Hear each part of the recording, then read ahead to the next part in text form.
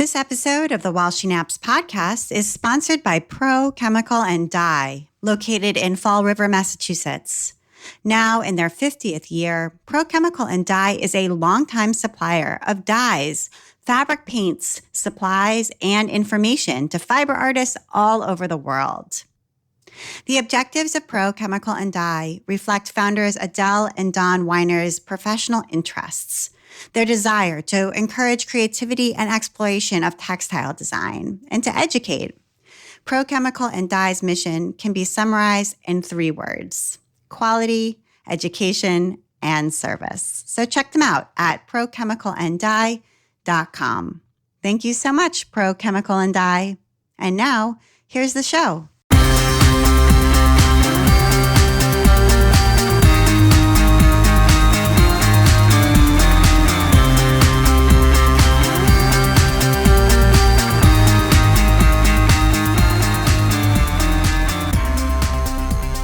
Welcome to episode 139 of the While She Naps podcast. I'm Abby Glassenberg. Today, we're talking about running a fabric company with my guests, Pat and Walter Bravo.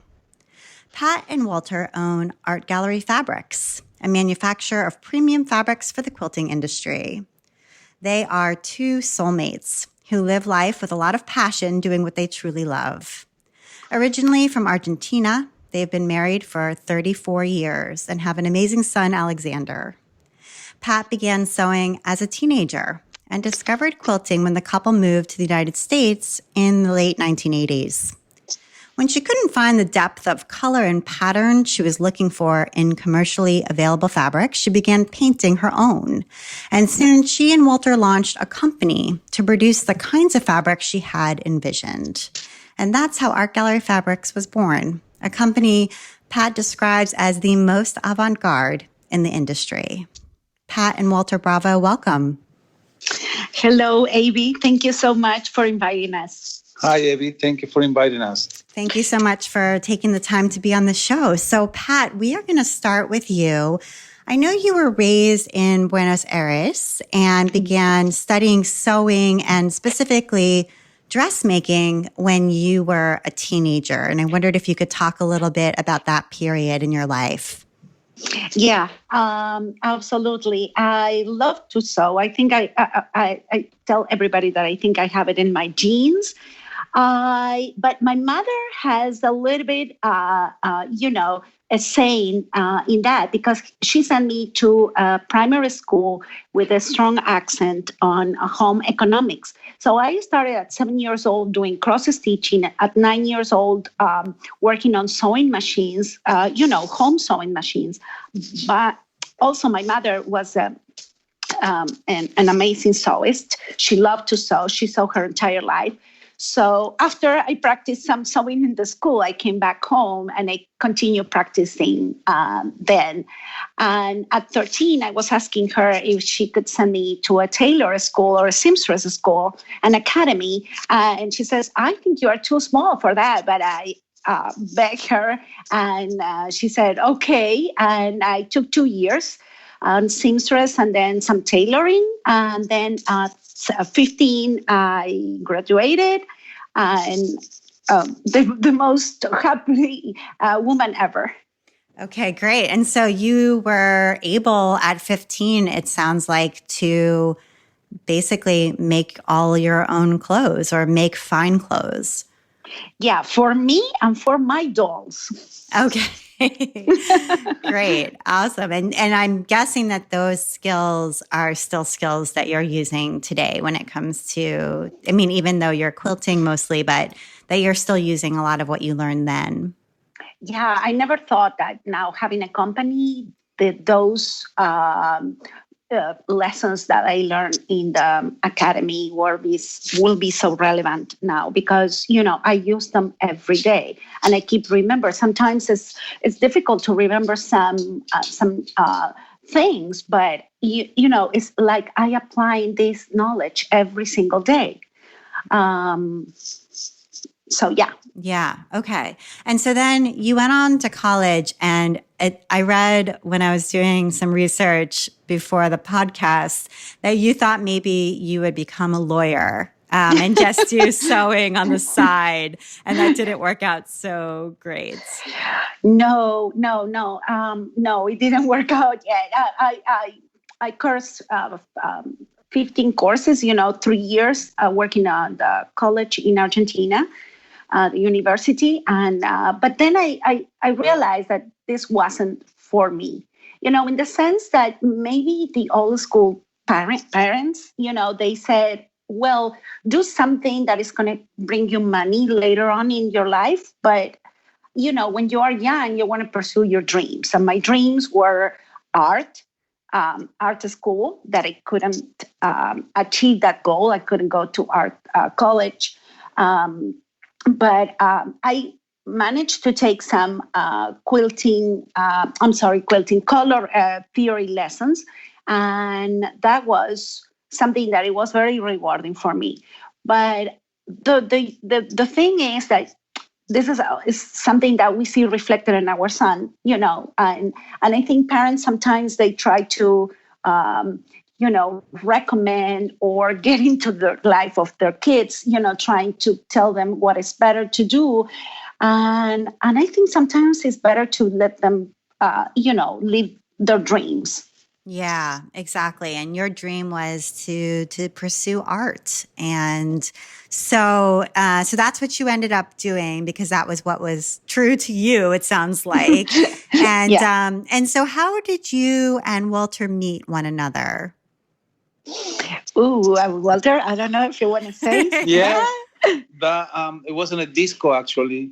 It was in 1981, I think, or 1982. 82, yeah, September 1982. And it was I was never going to a disco, but one of my friends pushed me to go, so I started going with him. And the second time I think I went to the disco, I met Pat. We were 20 years that, both of us. Wow. Okay. So you're 20 years old. You met in a disco. Yeah, in a disco.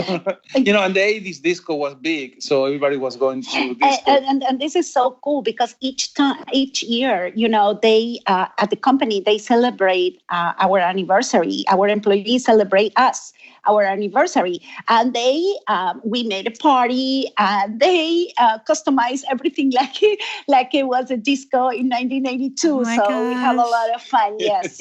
That's hilarious. Oh my, I'd love to see pictures of that. That's so funny. So we went out for a few years, and then we got married when we were 23 years old. Right. Okay. And Walter, what did you study in college, or what did you think that you wanted to be? I didn't went to college. Okay. I'm a dropout from high school. So what were you doing for work then during that period of time? Well, after I in my country at that time, you had to go to the army for like 2 years. Okay. So I went to the army, and then I came out like I was 19 and a half, almost 20 years old.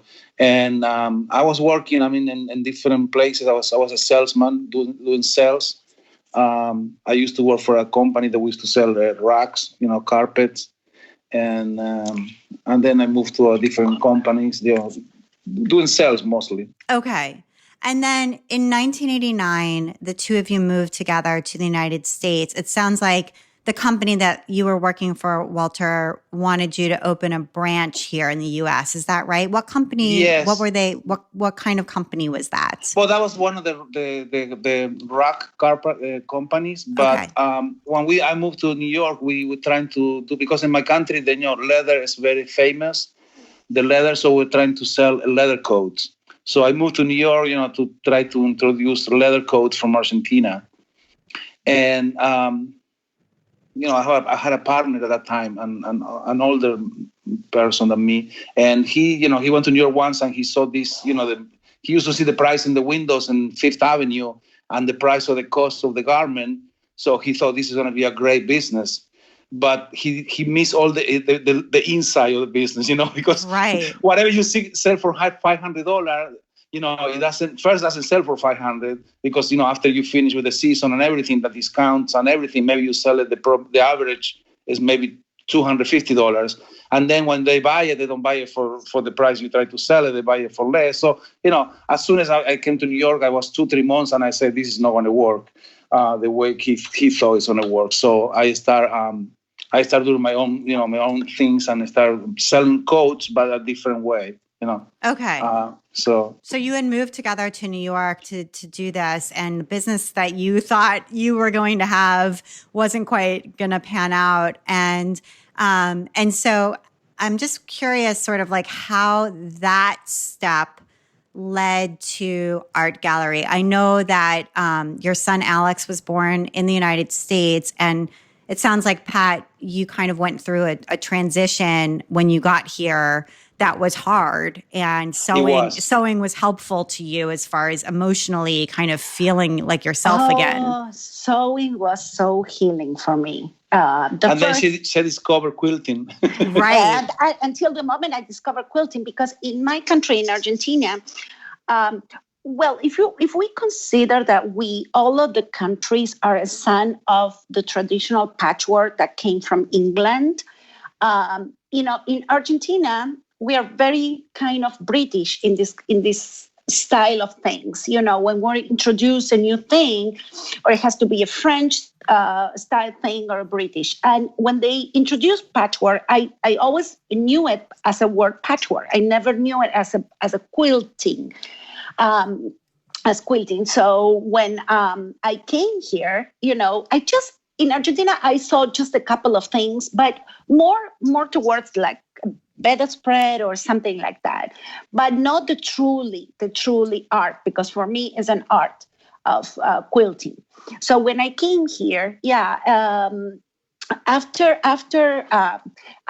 he was transferred to this company, I didn't work out. We started our own company. He was working there, and I was, established as a truly, housewife, taking care of my family. My son was very, very little, and the first time I had a chance to sew, to buy a sewing machine, I used to buy clothes. But one day I went to a I told this story so many times because it's really funny. I went to a Joann's, and I started looking for some fabrics for clothes, for a skirt and a blouse. And then I saw one lady that it catch my attention because she was in front of a pile of bolts, and she was switching the bolts, removing some, putting some others, and going back like, 3 feet and squinting with her eye. And then I went to a salesperson and I asked, well, what is she doing? And she told me she's auditioning fabrics for a quilt. And me, innocent, I said, and what is a quilt? And she says, all the things that you have hanging from, traditionally in Joann's, you have quilts hanging from the walls and the ceiling.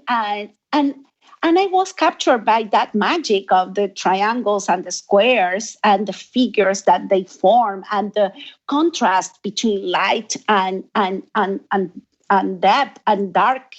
And I was captivated. And I said to the person, oh my God, I want to do this. I want to do this. And how do you do it? Well, you need to get some tools and some notions. And I said, give me all I need to get that. So she gave me a rotary cutter. She gave me a mat. She gave me a couple of rulers. And then I said, I need a book because I never did this. When you are a sewist, you can imagine more or less is a little bit more straightforward for us, or intuitive. But I never did it. So I asked for a book, and she gave me a couple of books, and I went home with some fabrics. Mm-hmm. And I started teaching myself the wonderful quilting. I love quilting. It's in my heart. So this is.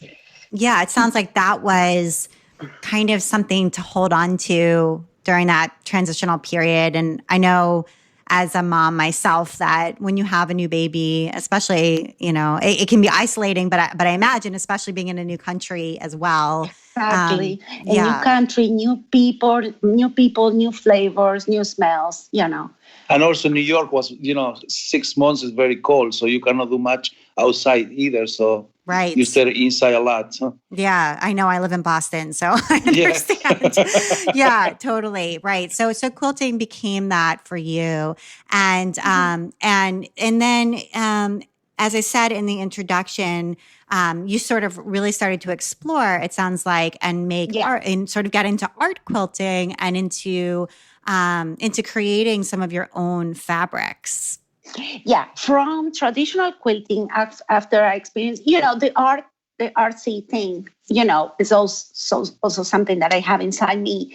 So after I did traditional quilting, I discovered landscape quilting and art quilts. And I fell in love once again, and at that time, around 1992, more or less, 1991, I couldn't find the almost solids or batik look style fabrics in order to work with landscape quilts and art quilts. The selection of colors was very reduced, very small. So I went back to Joann's and I asked the sales attendant if she had a book on painting fabrics, if I can paint my own fabrics, and she gave me a book, which I treasure very much, and I start buying prepare for dye fabric, which is it's a special fabric. It's white cotton, but it's prepared with a couple of chemicals to make the color have an amazing vibrancy. It's not to paint. It's not the same to paint in regular white cotton that and then prepare for dye cotton. So I went there and I started doing, and soon I started going to a quilt guild and show my work. Mm-hmm. And the ladies there, they love the range of colors that I produced because I started producing colors for rocks and for shrubbery and for skin and for rivers and more turquoise, more cobalt, more. And they said, "Oh my God, could you make some for me?" And I start making. Soon I start making and making more and making more. And some of my friends, they told me, you should go on to quilt shows, consumer quilt shows, and try to sell them because people will love them. And this is how I started going to regional small shows, selling. In the meantime, Walter keep working with our leather jacket company and clothing company, and he thought, and I thought that was a hobby. Right. But it was a hobby at that point. Yeah, it was a hobby, but you were basically hand dyeing and sort of not hand dyeing. She not was hand dyeing, painting. Hand painting. Hand painting. Okay, hand painting. Each she was painting fat quarters, and each fat quarter was like an art. Each piece was different than the next one, and it was unbelievable because it was so unique. It's one of the kind. Wow. Okay. And so you were selling these unique, one-of-a-kind, hand-painted fat quarters at consumer quilt shows, and that sounds like the demand was there for sure. Yeah, absolutely. At the same time, I wanted to have a website. And in 1995, the internet just started, and I took some lessons, and I developed my own website without any knowledge. Wow. Which still I'm amazed. Now I see me, working on one of the rooms, saying, "Oh my God, how could I?" do this, like I'm amazed. I don't think I can do this again, but I study. I love to, to self teach me or to study everything myself and do everything myself. I am a very patient person. So for me, it wasn't a problem. I was reading and reading and reading. At that moment, they were the kind of books that you read, to make websites and this and that. So I started my work on site online, and I start selling bundles of, hand-painted fabrics, like skin, desert, all with a theme in mind. And some art quilters, very famous art quilters, start having an eye on my work. And they said, I need, if you can produce for me a series of, for example, 20 fabrics for an ocean quilt that I'm working on.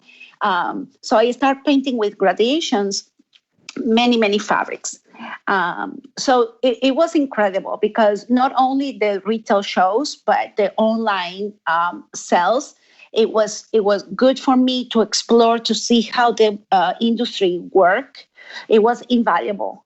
And then, I started going to, I just wanted to show my husband what is really the quilting in its full glory. So I said, let's go, please, to a quilt festival in Houston. Could you accompany me for 3 days?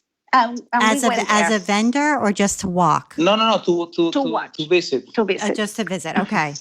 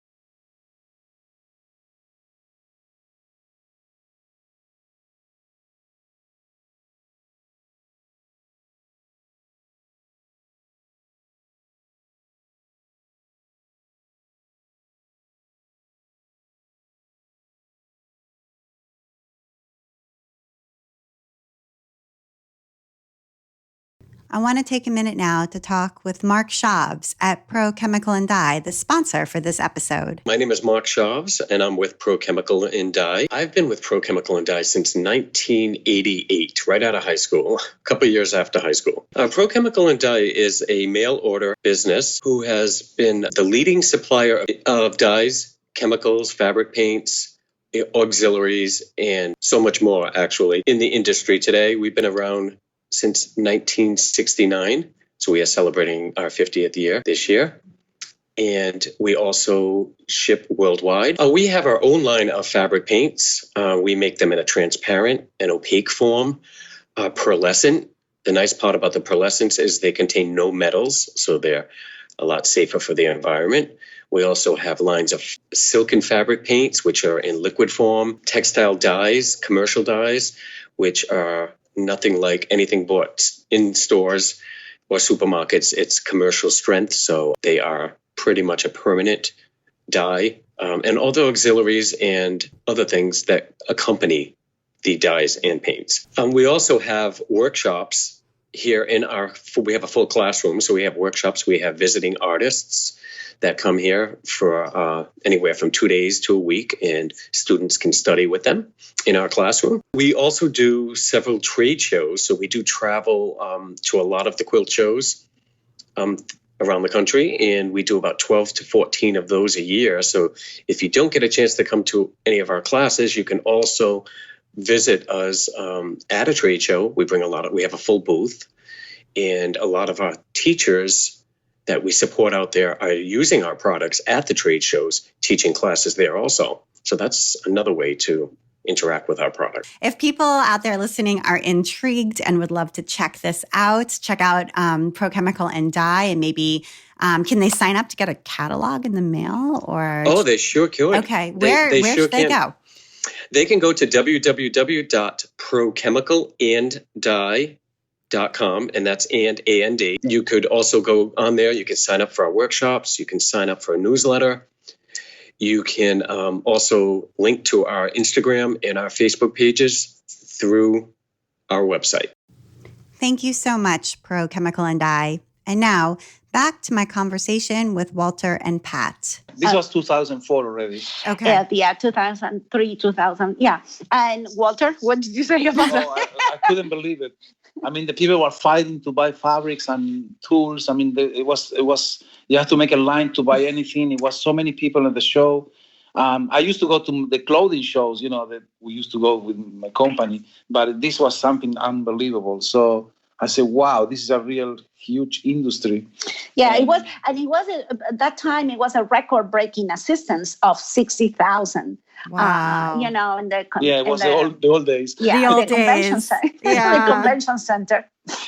Yes. Okay. So you discovered, basically, you had kind of stumbled into this gigantic demand for this kind of fabric, and you went to Quilt Festival, saw that this industry had a huge market and huge potential. And so I know that Art Gallery was founded the next year. So talk about how you sort of decided to transition into becoming a manufacturer. Well, we start the first shows we went wholesale shows. We were selling the hand painted fabric. So, but were very expensive. It was like $60 a yard. I mean, we were selling fat quarter, but the price was like $60 a yard because it was art. It was one of a kind. Like you buying a painting, it's from a painter. So, I mean, we sold some to some store, but it was very small because it was too expensive and nobody knew us. So, but little by little, we got into the market, and then the people wants to buy more. And then, she couldn't pin anymore because this was all done by hand by her. So I said, listen, we cannot do this anymore. We have to go commercially because, it's impossible to scale. Yeah, we can't exactly. Scale. It's impossible. Yeah. I mean, we have a big house. We were living already in Florida by then. We moved to Florida. And we have a big house, and the whole house was full of panels of painted fabric. Yeah, and my dogs were stepping on them because hand painting fabric is different than hand dyeing. Once you put fabrics in a dye, there is the chemical reactions that stain the fabric already, and it doesn't matter how much you step on it, it's not going to go away. But the hand painted fabric is you paint the fabric, the cotton soaks, the paint penetrates, but then you have to let it dry, and then you have to do a process of heat setting in order to fix the color into the fabric and to make it color fast. So, so at that point, I mean. I say we cannot do this anymore, so we have to make this commercially. So we start with one collection. We print 3 colors, and it was 300 yards per color that we did the first run. Wow! So did you? This was done in China. I was going to say, so you did it in China, and was it hard to? Well, what happened is that when I had my clothing company, I was traveling all over the world. I was buying all over the world, so. I was traveling almost 200 days of the year. I was away. So I was a lot in China because the production we were doing a lot in China. So I knew, my agent. I have my agent there. I worked with him for like 20 years, and I have, I know Mills. So it was easier in that side. Because if you want to buy only 300 yards, they laugh at you. They say, do.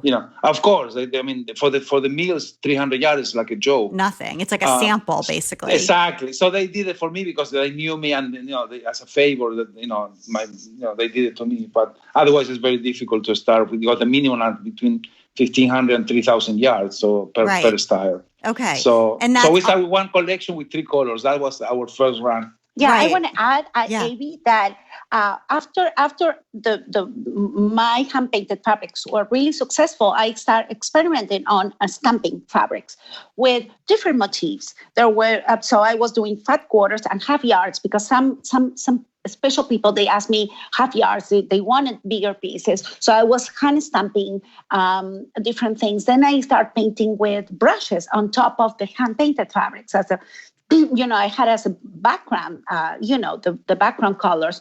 And this is also what it caught the attention of shops.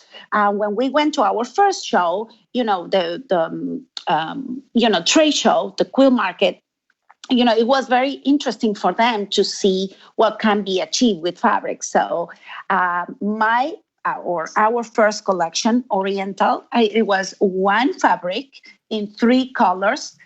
And I remember that moment, like, oh my God, I was introducing a collection with one print only. Wow. Yeah. And we were working out of, Pat had the studio here, and the garage was our storage, our warehouse. I was going to ask where you warehouse this. So it was in your garage. Yeah, it was our garage. At one point also we have, after a few years, we have we're still very small, and then even our living room was full of boxes at one point because, we didn't have any, but I didn't want to expand too much until we were sure what we're doing. I don't like to go, do steps in the air. So I like to be sure that, Sure. if you take a warehouse or anything, you have to make sure you can afford it. And the business is going to And run. Walter, did you quit your job or were you still working? No. We moved to New York. From New York in 2002, we moved to Florida, and I was commuting still 2 more years until we sold the company in New York. Okay. And then I was retired, but 2004, I wasn't working. I was retired already. So because I always say I want to retire when I'm 40. Oh, wow. And I did it. I was 44, I think, because I was working, I was traveling. I was working very hard, many, many hours. Really hard. So I said, when I'm 40, I want to retire. So I did for a few years. I was doing this with Pat, but it was small. It wasn't that much work. I was going to the gym every day, and it wasn't that much to do for me. I did some with my friends, some construction on the side, some business, but nothing major. Okay. And how did you arrive at the name Art Gallery? This is funny. All the fabric used to be in the floor, in the living room and in the dining room. And then my son once came from school, and Pat said, I need to put a name to the company. And she asked my son, I said, what should we call the company? And he said, Art Gallery. Because it was like you're looking at art. He says, Mom, this looks like an art gallery. It's like all different pieces on the floor. Like if you put them on the wall, they will be like a kind of an exhibition. So he said, but this is an art gallery, Mom. So that was the name. I was laughing so much at that. And I really like the name because it encompasses our vision for fabrics, that niche that I was trying to fill, that specific hole or niche or gap that I saw in the industry when I started designing fabrics. And I wanted my vision, I'm talking about, design, and I wanted to have my vision, and it fits really well because we have a very artsy look. So this is how the company got its name. And when did you first bring in another designer? Was that pretty quickly, or was it just you, Pat, designing for the first few years? She decided for the first designer was Barry J, and she came to work with us in 2011. Oh, wow. So that was from 2005 through 2004, 2011. Oh, sorry, through 2011, when it was really just you, Pat, doing all the designing. Yes. Yeah, exactly. And again, I have, I know how to draw and how to paint, but I didn't know how to manage like a program, a design program, like an Illustrator or Photoshop. So there I went again, and I started teaching myself Illustrator. Because for me, it was the transition from hand-painted repeat designs in paper to the computer was coming up so quickly. Everybody was switching from paper to computer. So for me, it was natural. Of course, there were some designs that I started, sketching in paper and pencil, and then I used to scan. But there was, in that moment, for me, it was a revolution because the internet came, better, printers, better phones. Everything helped, to go in the direction that I was dreaming about. Yeah. I mean, you started Art Gallery Fabric the same year I started my blog. And so I've been, sort of participating in this community for the same amount of time and sort of seen all of it unfold and, over those years. And you're right that it's been a very opportune moment because all of this new technology was really perfect. They're sort of perfectly matched for what it is that you wanted to achieve and made it really possible in a lot of ways. So I'm wondering what led you to bring on another designer, because now you have a whole suite of designers. And so Art Gallery is really different from it being just you. So I'm just wondering what led to sort of that shift or that change. Well, when I started in 2004, I made my first 3 collections hand painting the fabrics and and painting over the fabrics. The first 3 collections were done by hand on fabric, and then the 4th collection it was the first collection that I did on computer, and then we start coming up with 2 to 4 collections a year, and people seem to like the designs, to like the colors. Also, so I started going on more and more and more. And, I started to feel a little bit, my brain started to feel a little bit, how should I say? Like fried. Yeah, you said it right. I didn't want to use that word, but that's the truth. So it was too much for me. The company started becoming very popular and more shops used to buy. Plus, the other part, it was the quality that maybe if you want to talk about that later, it was adding up to the things, to the demand. So demand more styles, and I have my own style, and I said I'm not going to feel like a hostage of my own company. So I think we should better bring somebody who has a different style. Because, when things happen, now that you look backwards or you turn your head back and you look at the things, everything seems so right. But at the moment, everything happens so quickly. So some things that it can happen that you can oversee them and not, properly judge. So, for me, I thank God that I took that decision to bring Barry J, because the company was waiting for that, waiting for more styles, more designers, new colors or new palettes of colors. So, yeah. Right. Yeah, I like that, what you said about not wanting to feel held hostage by your own company. And I think that that's something a lot of people out there can probably relate to, that feeling. And let's talk about quality. So talk a little bit about the substrate that Art Gallery prints on, sort of the main quilting cotton fabrics. And then we'll talk about branching out into other substrates more recently. Well, I'm going to tell you a little bit, and Walter is going to tell you a little bit. Okay, so when for me, it was lucky in a way to found this company, because I was on the other side of the counter, like we should say. I was a consumer. Right. I was buying fabrics because I was a quilter. So I was quilting for many years before I started the company. So I was going over fabric quality, color, and design, and all these things that make a fabric like so very appealing.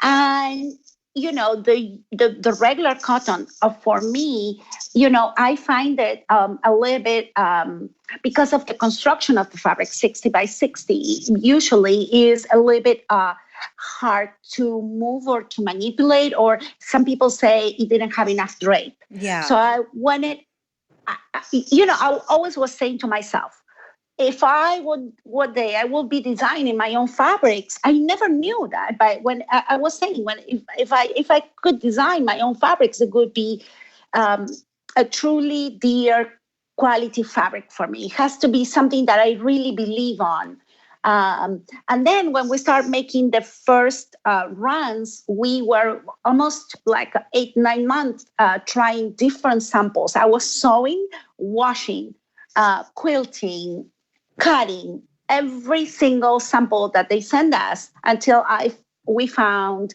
the right one. So, Walter, I don't know if...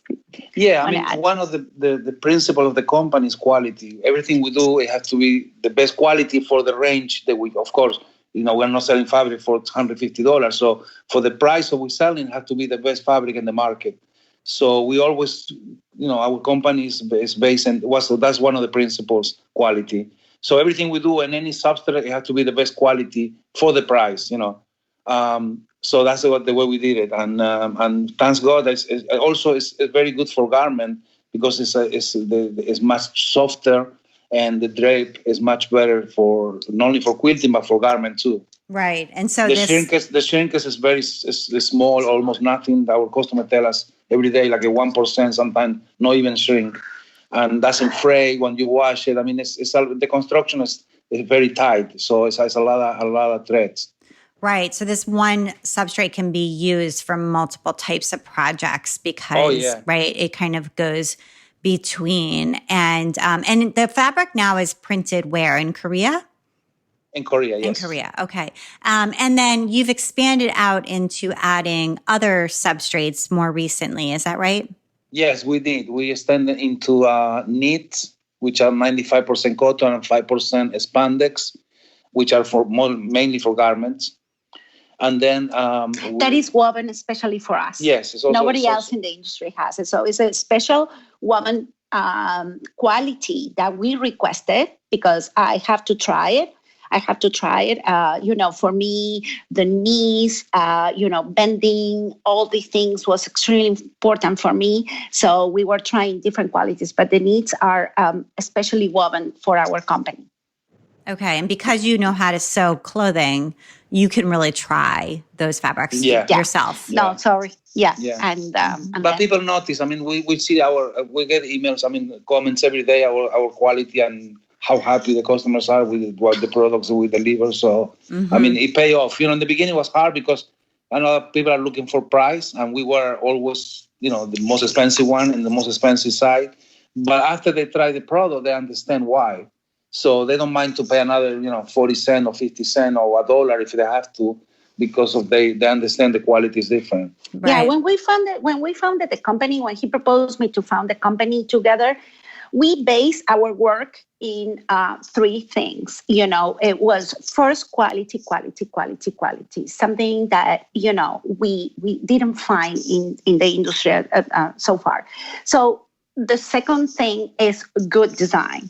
Artsy design is a special, niche that we feel.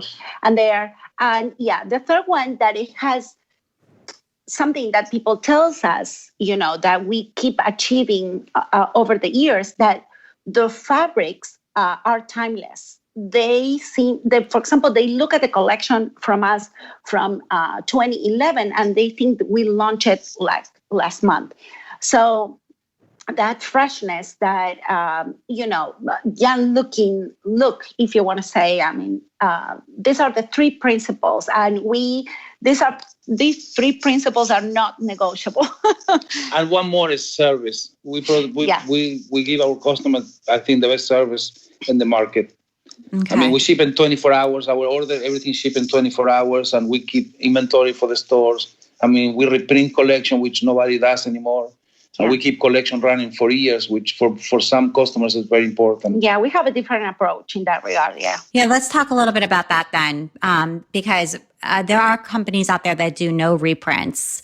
And, that can cause problems for shops, for example, who have made a sample or are doing a kit club or something like that, and then the fabric is no longer available. And same thing for pattern designers, where the quilt on the front of their pattern, you can no longer get the fabrics for it. And customers say, I want to make that one. And you say, well, you can't get those fabrics anymore. So talk about that decision to reprint, because there's also some risks involved, right? To decide. There's a reason why companies don't do it. Well, of course, it's in business always is a risk. You're taking a risk every day. but we believe in the product, so we don't mind to put our money into the product, because we know if it doesn't sell today, it's going to sell tomorrow, the next week, or the next month. And we are reprinting items from 7 years ago. We're still reprinting and selling every day. Okay. So it's like Pat said, the design and the colors we use is so advanced that if you say this collection was launched today, you wouldn't notice the difference. Right. And in the beginning, it was hard, because some people say, "Oh, these colors are not like a purples or colors that we use in the beginning." They were saying, "No, who's going to buy these colors?" They were too advanced. But now, the market catch up to our design, let's say. Mm-hmm. Yeah. And so I know clearly timelessness is something that you're looking for when you are choosing artwork. And I'm just wondering, what other qualities are you looking for now when you bring on a new designer? Because I'm sure so many people, it's their dream to be an art gallery fabric designer. And so when you are, reviewing portfolios or considering bringing somebody on, what else besides obviously their ability to create timeless designs that will last are you looking for? Well, sorry. First, we try to have designers that don't compete with each other, because we think if they compete with each other, nobody wins. Because people, stores are going to buy one collection, or they don't have unlimited money to buy everything, so they have to choose. And if you put two designers design the same look, it's going to be a problem. Sooner or later, the designer is not going to be happy. So we're trying to make the designer be happy too. It's very important for us. Our company is like a family. Everybody's like a part of the family. Yeah. Well, besides my beloved designers, I love them so dearly. I think we have the best team of designers. All of them are incredible.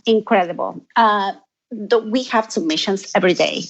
Yes, as you say, Abby, a lot of people want to dream to be an art gallery fabric designer. And for me, there some things are very obvious, but some things that maybe are overseen by other people.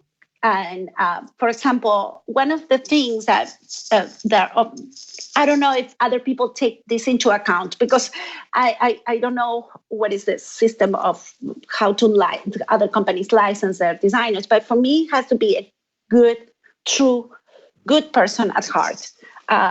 It's so important, because you establish a relationship, a very healthy relationship. The second is that for me, the designer has to do and fly free and do whatever they want. I know that there are some other companies that are actually established or try to frame the designer's work with some colors and doing some designs and removing some artwork and changing colors and doing all that. But for me, the most important thing is when you do something that actually makes you happy, you do it better. You do it great. So as I, flew with my designs, I tried to, liberate my mind and said, let's go. The sky is the limit. This is a condition, also non-negotiable. I never would say to designers what to do. They do their own style. And yes, that what Walter said, it is very important, because this way the selection when we try to license the designers is not overlap the looks, because that would be a problem. But I let them design the first I don't know case, but the first examples we have this is Barry J.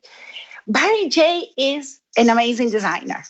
But when she was designing for other companies, they truly didn't let her fly and do whatever she wanted to do.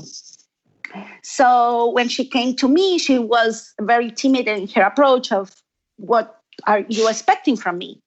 And I said, I'm expecting that you fly and you do whatever you love. And the evolution of Barry J designs from 2010 to 2011 to now is incredible.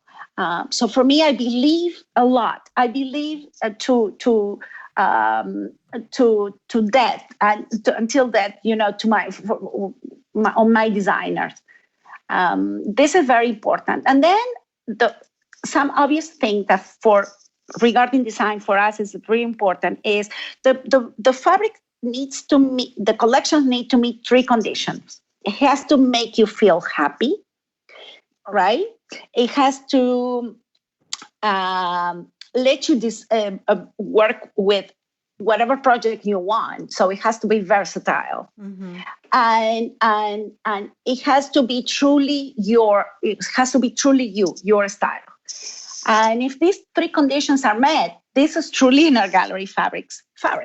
Okay. Yeah, that makes sense. Okay. Thank you for sharing that. I hope it makes sense how I explain it. Yeah, no, I think that's really important to hear. And I'd love to talk a little bit about business, a little bit about Quilt Market.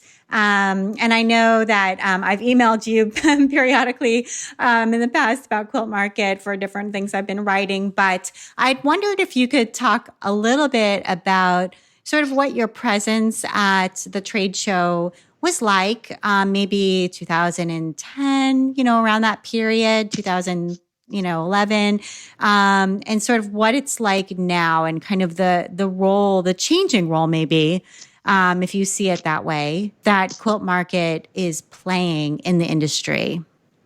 Yeah.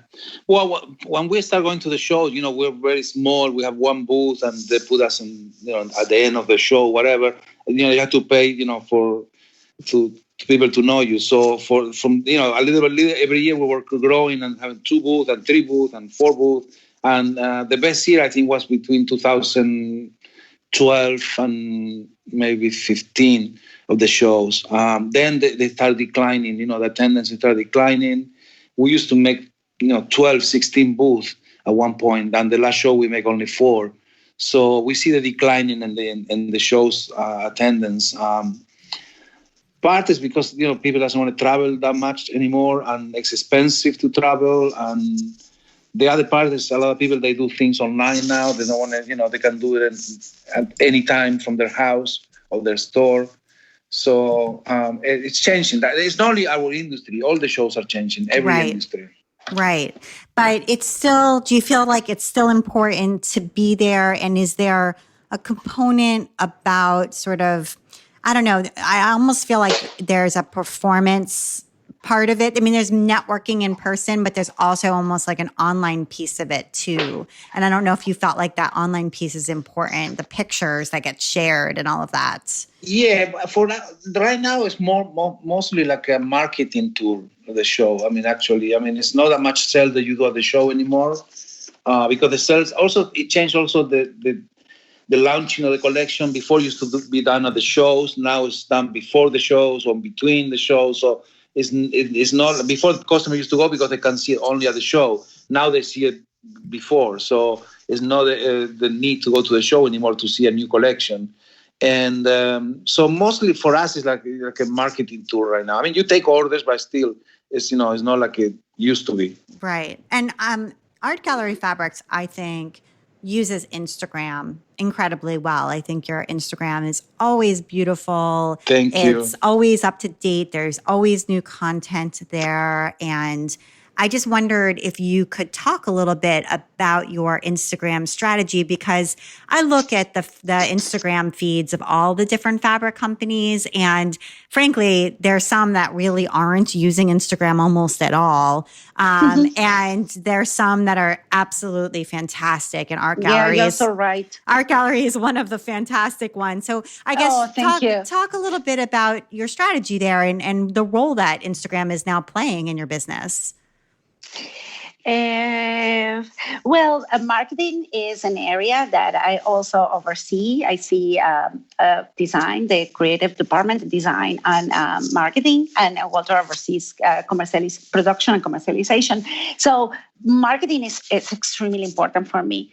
I was reading one day that there is a company that the owner forces everybody to to have a basic knowledge about social media, because they can add, more feedback to the company, how the social media of the company is done. So it became so overwhelming, the amount of information and data that you have. And when you have to try to convey your message, it is extremely difficult. It's like a very noisy, you have all these millions and millions and millions of posts and text and comments and likes, and people sometimes get, like overwhelmed by all that. But for us, marketing is really important, because it's the way you introduce yourself as a company to the consumer. And even though most of the companies, or many companies, don't do a direct targeting to the consumer, maybe they make it to the shop. For me, was evident from the beginning, from 2009, that Facebook was, we opened our Facebook account, that the marketing for us, we have a different strategy. Our marketing is always for the consumer. It's always for the consumer, because the consumer is the one that is going to end up buy the fabric. For us, we both think the same way. It doesn't matter how many shops you sell the fabric, but if a consumer don't like it and won't, or they don't go and buy it, what's the point of that? So for us, you have to convince the consumer, and you have to convey your message to the consumer, even if we are wholesalers. Right. So you really understood that what social media was going to do, even though you're wholesalers and you don't sell direct to consumer, was that you were going to need to talk directly to your consumer. Exactly. Even though you couldn't sell directly to them, and they were going to need to go to their local shop or go online to an online shop to buy the actual fabric, but they could demand it or search for it. Yeah, Yes. it was our marketing strategy is very intensive. For me, it's a great tool. It's a great tool. It's a great opportunity to convey your message. And from very early on, I think we were using this to our advantage. I have an amazing team of people working with me in the marketing department. And,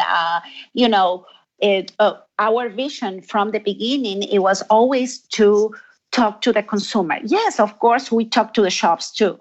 We have different separated newsletters and messages and blog posts and different things on Pinterest for consumers and for shops. And they recognize themselves, because they see when we talk to them, it's a different language. But mainly, it's always, always, always the consumer. The consumer is king. The consumer is king for us. Yeah, that's right. And in the days of social media, where we are right now, the consumer is at the center. And so I think you were early to recognize that. And I think that that's right on. So yeah, I remember when, for example, in 2008, I was thinking to come up with all quilting patterns and sewing patterns in PDF. And people at that time, they were telling me, "Are you crazy? Shop owners, how I'm going to sell this?"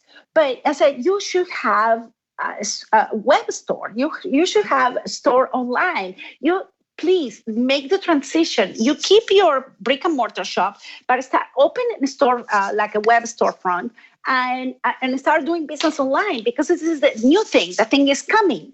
And people are going to start selling patterns in PDF format. And people laugh at me, I remember. Yeah, I bet.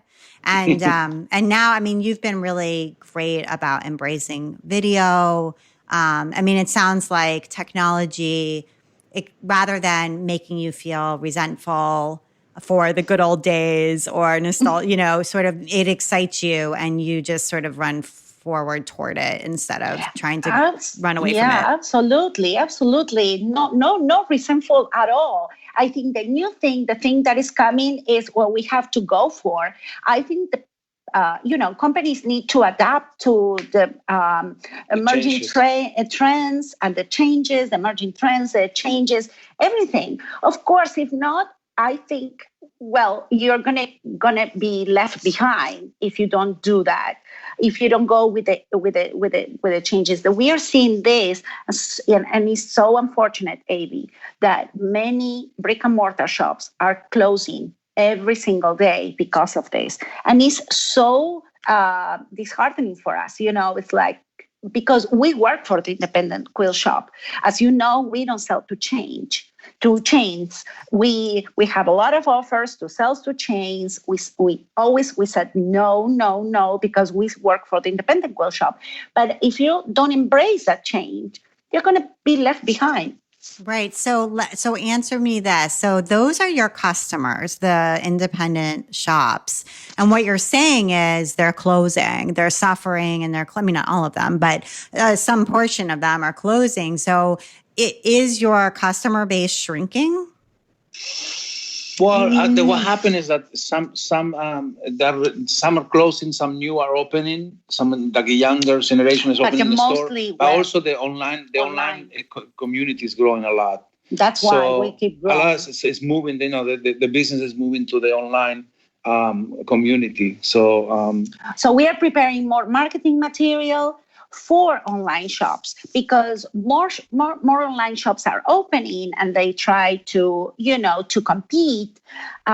So more brick and mortar shops are closing, but there is like a switch. We are seeing like a big switch now of how things are. Also on the quilt store, a lot of stores are, the owner maybe is a lady that's been in the store for many years, but now they're bringing the daughter or the granddaughter to work at the store, and now they see that the sewing is getting strong, so they start bringing fabric for sewing. So that way they can stay, competitive, and maybe quilting not selling that much anymore in the store, but they start selling now clothing fabric. So they're selling the knits or the rayons or different kind of fabric, the denims, different fabric that they can sell to a new audience. Yeah, let me tell you an example, Amy. Okay. Years ago, before, like maybe, I don't know, 2009, something like that. We were going to market and we were taking care of the customers, Walter, my son and me and the employees taking care of customers. And customers used to come, ladies, a little bit more conservative, that they didn't want, because everything it started happening with the miracle of Amy Butler. That for me is the pioneer, is that amazing woman that started the whole big change in regarding fabric design. So some people were a little bit afraid of bringing that, so they keep bringing more conservative, if you want to say, styles of fabric collections. And the ladies came and and talked to me, and I always told them, please open a small section in your shop, like 20, 30 volts of modern fabrics, and bring some modern quilting patterns and hang them there. Soon those ladies that come to your shop, they're going to tell their daughters that they might be in the 30s. They're going to tell them, oh, you see, the store I go, they open a new section with very modern fabrics. So to stimulate the customer returning, if you want to say so, customer returning, they inflicted some, in my opinion, a little bit of damage, because they never want to do the changes. But later we start seeing those shops with their daughters, the shop owners with their daughters at quilt market, and the daughter says, let's go to our gallery because we have to bring more modern fabric. Let's go to our gallery. So how things are, it's incredible. Right. So in the end, it eventually happened, but it eventually happened. The problem is some of them, they didn't make the change, so they cannot they're stay in suffering business. now. Right. Some of them also, they retired too, because they've been in the business for a long time, so they retire also. It's a mix of everything. Right. Okay. That's interesting, though, that you are creating some marketing materials specifically for online shops and sort of going with that shift. I think that's an interesting thing to hear. Okay. So if it's okay with you, I would like to get to your recommendations. And I know that both of you are recommending orthomolecular medicine and healthy living. And I know that, Pat, you've talked really openly in some videos about menopause, going through menopause, and also dealing with the grief after the passing of your mom not too long ago. And anyway, it sounds like some of this kind of medicine has been helpful to you.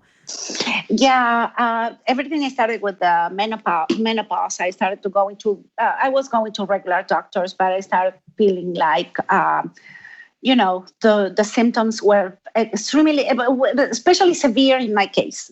Some women passes the menopause period with less symptoms, but some women happens to be me, that it happened, that I have a lot of symptoms. So I remember, and I was thinking about and reading about hormones and hormone replacement therapy. And I remember years ago when I was living in New York, I was watching CNN, Larry King Live one day, and Susan Summers, the famous actress, appeared and start talking about bioidentical hormones and the revolution on hormones, how, medicine for women as a hormonal replacement therapy was changing.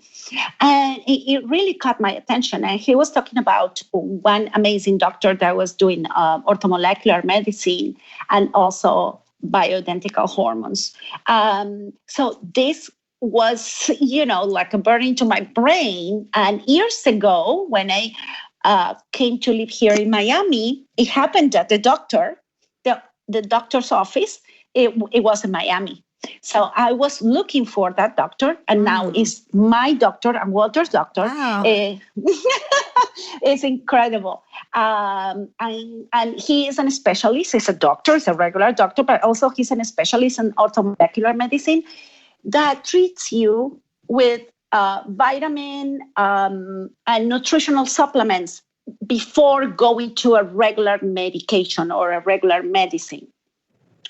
So it was an eye opener, because we start changing our lifestyle. He started putting me on bioidentical hormones, and now my life has changed completely. I am doing so good. Still, my hair was a little bit falling, but I'm working on it. I'm working on some choices to grow my hair back. But regarding physically, I feel like really, really well. And also in Walter's case, he had just a tiny problem on the thyroid, and he never prescribed the regular synthetic hormone. He prescribed bioidentical hormone. So it was molecularly made for the human cell, is made from vegetables, and it really works as a regular hormone. So orthomolecular is something that all people should go into because it's very natural. And now it's complemented with the anti-aging medicine that is so popular now. Your nutrition is your medication. Nice. That is good to hear about. And I think it's really hopeful as well, because I know you're not alone in going through some of that. And so anyway, I also really appreciate your willingness to be open about it and share about it, because it makes other people feel less alone as well. Oh, so I hope I could help. Yes, I think that's really brave too. And you both wanted to recommend as well documentaries. I love watching documentaries. That's my favorite kind of movie.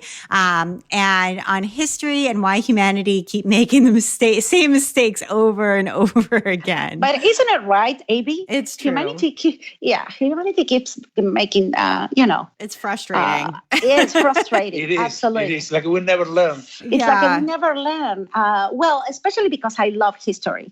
I always try to make Walter or incline Walter to watch documentaries or read history books, because it says, for me, history keeps repeating itself. We never learn. Before we have gladiators, now we have ISIS, doing menace. So things it's like humanity does. They don't learn from the mistake they did in the past. I know. It's disheartening. You're like, why? Yeah, exactly. And let me recommend all your audience that YouTube is the best place to go for documentaries on history and all that. Now our TV is YouTube all the time. Yeah. Oh my gosh. I love YouTube. No, I agree. I actually never watch TV, so Yeah. I only ever watch YouTube. I hear you. On Netflix. Yeah, exactly. I know. It's interesting how those habits have completely changed from when I was a kid too. But and then Walter, you like to read books about entrepreneurship, as do I. And about creativity and about how social media is influencing our behavior, which it certainly is. Yes, I do. Yeah, I can. I try. I mean, I don't have that much time to read, a lot, but I read as much as I can. So I read on the phone sometimes. It takes a lot of time, and we work long hours too. So it's not like we have a long day every day. I mean, we put everything into this company, and we put our hearts and soul. Yeah, heart and soul. Every single minute of it. Yeah, and I will note that we are recording this interview at 8:00 at night because that was the best time for you, which says something about your day and how your time is allocated. So, so that speaks to that for sure. Well, Pat and Walter, thank you so much for taking the time to be on the While She Naps podcast. It was really wonderful talking with you. Thank you so much for having us. Yeah, really, we appreciate it. We appreciate you and your very popular podcast. But let me tell you that I listen to every single episode. And you're amazing, Abby, and I love your work. Okay, thank you so much. You're making me blush. You're a reference for this industry, and a lot of people are. I'm sure that they pay attention to what you say. You have your voice is very important for our industry. Oh, thank you so much. That really means a lot to me. Well, you've been listening to the While She Naps podcast. I'm Abby Glassenberg. Visit my blog, whileshenaps.com, where you can sign up for my email newsletter to get the best in sewing, blogging, and small business delivered right to your inbox each week. This episode was sponsored by Pro Chemical and Dye. Pro Chemical and Dye offers a variety of visiting artist workshops throughout the year. These workshops range from 2 to 5 days and allow students to explore the use of dyes and paints to create one-of-a-kind cloth and fibers. Pro Chemical and Dye is also a vendor at a number of quilt shows, so visit their website to see the current list of shows on the road. They'd love to have you stop by and see their products as well as a demo or two. To learn more about the products and workshops offered by Pro Chemical and Dye, visit them at prochemicalanddye.com. And use the discount code WSN10 when you check out to receive 10% off your online order. That code, one more time, is WSN10, that's the number 10, when you check out to receive 10% off. Thank you so much, Pro Chemical and Dye. And if you enjoy the show, tell a friend about it. Thank you so much, and I will see you next time.